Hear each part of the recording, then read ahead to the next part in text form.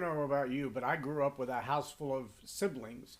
And not only siblings, but also cousins and the like they would hang around quite a bit while I was a kid. And we would always tend to get in trouble, usually together. But sometimes we didn't get in trouble together. And instead, well, we got in trouble apart, meaning one of us got in trouble and the other one was the tattletale. And here's what I learned from that experience in life, because it's been persistent throughout all of life, and that is usually the first one to tattle is believed to be the truth teller, even if they're not. They're believed to be the truth teller. Whoever runs first to mom or dad or the authority or whoever and says, this is what so-and-so did, that's the one they believe first. And there's a deep, abiding reality in that we need to recognize today when truth is so hard to get our hands on.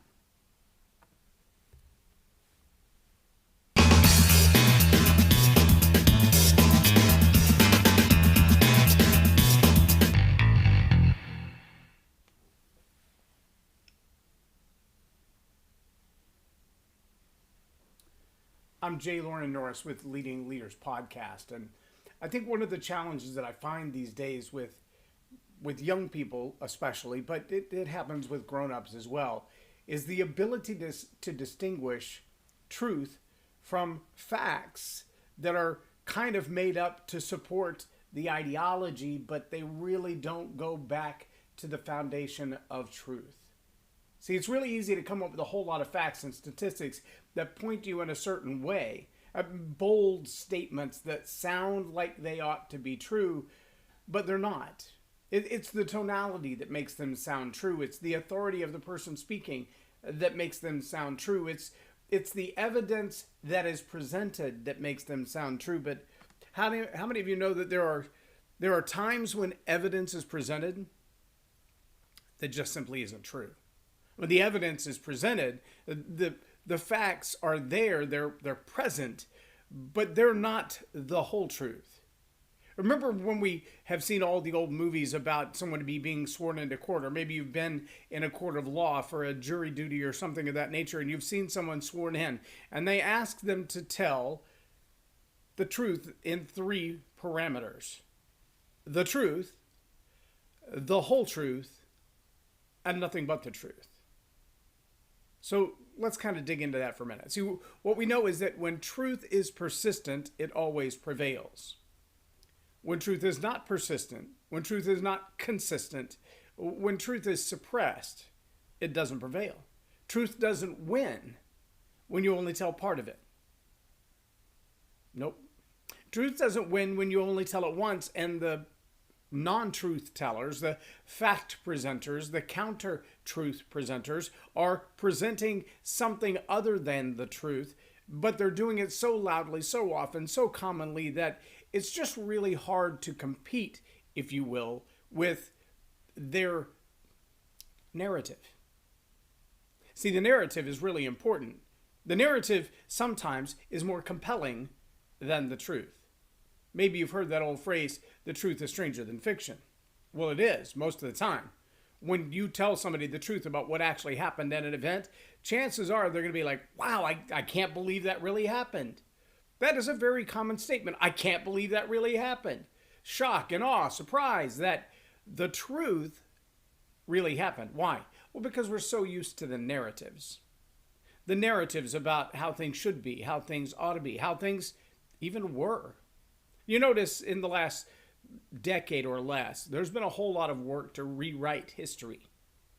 And I don't just mean what happened last week compared to what the news said, or what happened 2 weeks ago. And we've all seen the YouTube video where there's a news report going on, and in the news report, the camera's in a tight angle like right now. See, you wouldn't know right now if I was standing here in my boxer shorts or not, because the angle of this camera doesn't allow you to see. But suddenly that this camera comes on, well, now you can almost see down to my waist. You have a different look, and this one comes back on, and all you see is what you're being told, right? What you don't know is what's going on in the periphery.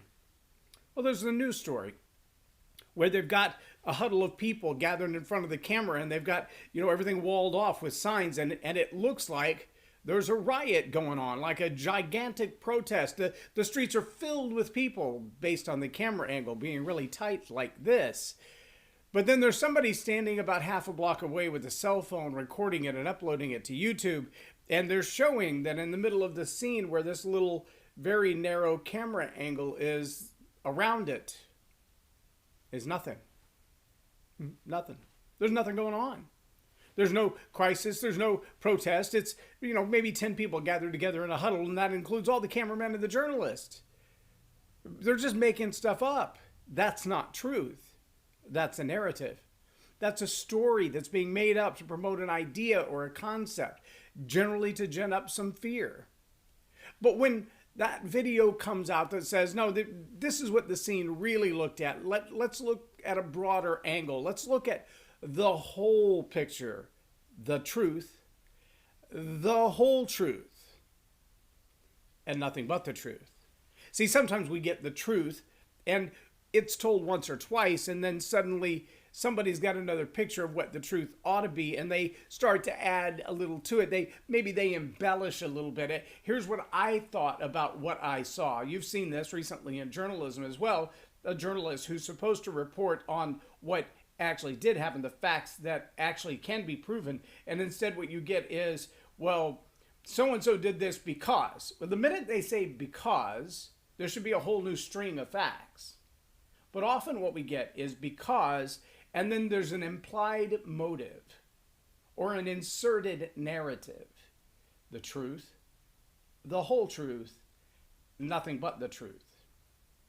There's a reason we ask for all three of those things when someone is sworn in to a court of law.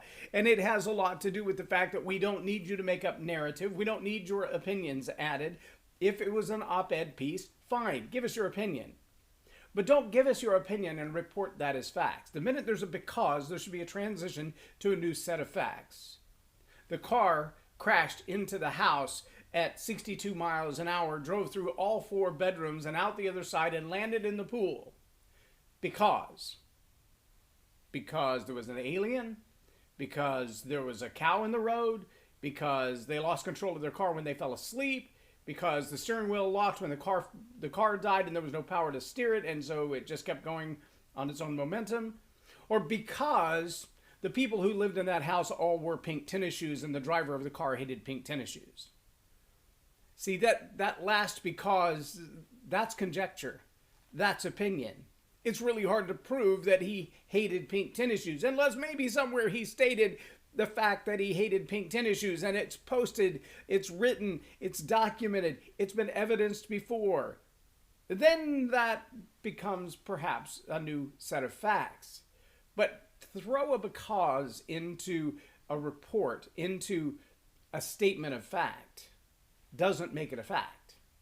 In fact, it makes it an opinion. And that opinion doesn't have the weight of truth. The truth, the whole truth, and nothing but the truth. But here's what we also know. When the truth prevails, it's because the truth is consistent. It's really easy to look up a truth and go, yeah, I've heard that before. It resonates as truth. There's something deep inside of me that just says, I know that's true. It's not just that I feel it and I want it to be true, but I don't even like it, and still something in me knows that it's true. It's because truth is foundational. It's kind of like gravity.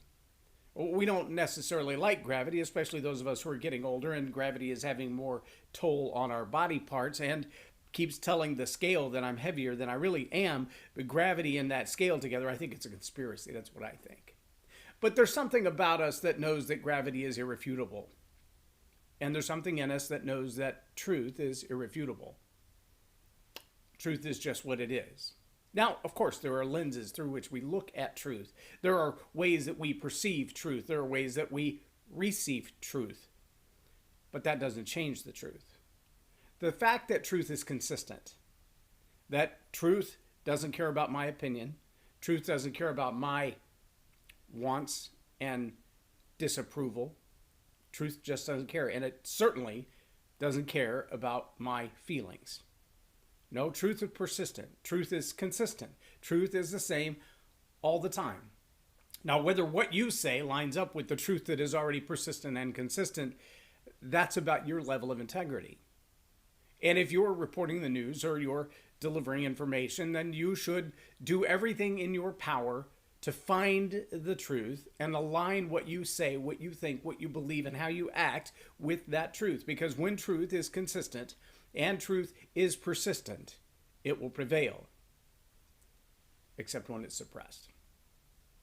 When the truth is suppressed because someone muddies it with their own narrative, when the truth is suppressed because someone just doesn't allow you to speak, we mentioned the heckler's veto in the last episode, the idea that someone would just shout and shout and shout and shout and shout. They don't care if it's true. They don't care if it's relevant. They don't care if anybody else wants to hear it. They're just going to talk until the other person doesn't get their say.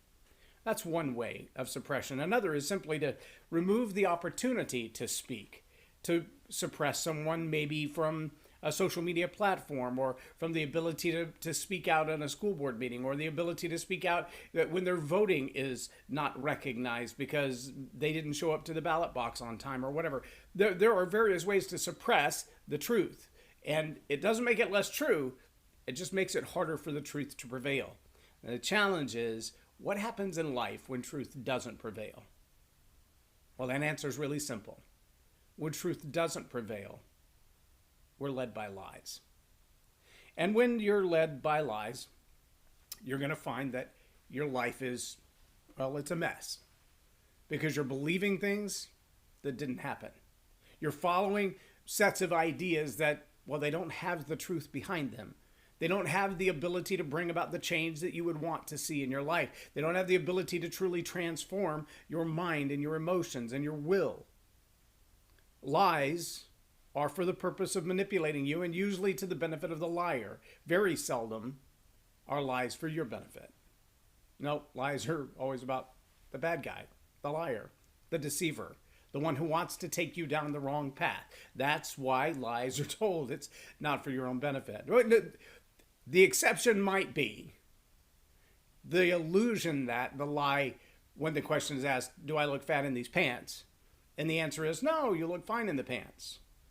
That might be an untruth spoken to, quote unquote, preserve my feelings, but it's really a double-ended lie, because you may think you're making the person that you're telling that feel better, but you're really protecting yourself in your own relationship. So you can say, I'm telling this white lie so that my wife or my spouse doesn't feel bad about the clothes that they're wearing, but really you're doing it to preserve your own relationship. And so it really, even then, is a selfish motive. You might even be deceiving yourself that you're doing a good thing by telling a lie, and you're not. The lie doesn't benefit anybody but you. Lies are always a selfish motive. That's usually a pretty good indicator. If somebody's telling you something, and the only person that gains from them telling you that is them, pretty good chance you need to look at the facts and dig up some truth. They're probably not getting the whole truth and nothing but the truth. If you're a leader, and you're communicating with people on a regular basis, whether it's written or social media, it's video, it's in the front of the boardroom, do yourself the favor of doing the research and finding the truth, the whole truth, and nothing but the truth. And if you're going to qualify something with your opinion, with your experiences, that's fine. That's a good idea to be able to support, to supplement the truth. Not to suppress or supplant, but to supplement the truth with your own experience. To say, this is a truth. Maybe you don't know it yet. Maybe you haven't experienced it, but I have. Here's what my experience looked like. And that's the evidence that I know that it's true. I heard it, I read it, I saw it, I studied, then I lived through it. If you stand in the front yard and throw a hammer in the air, chances are you should move. You're going to get hit in the head with a hammer. Don't ask me how I know that.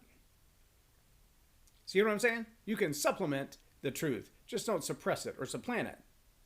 But if you're a leader and you're delivering information, start with the truth. Even if it's unpleasant, it's going to prevail in the end anyway. And when the truth comes out and reveals you to be the liar, that's going to cost you.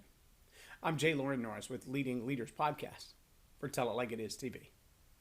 Have a blessed day.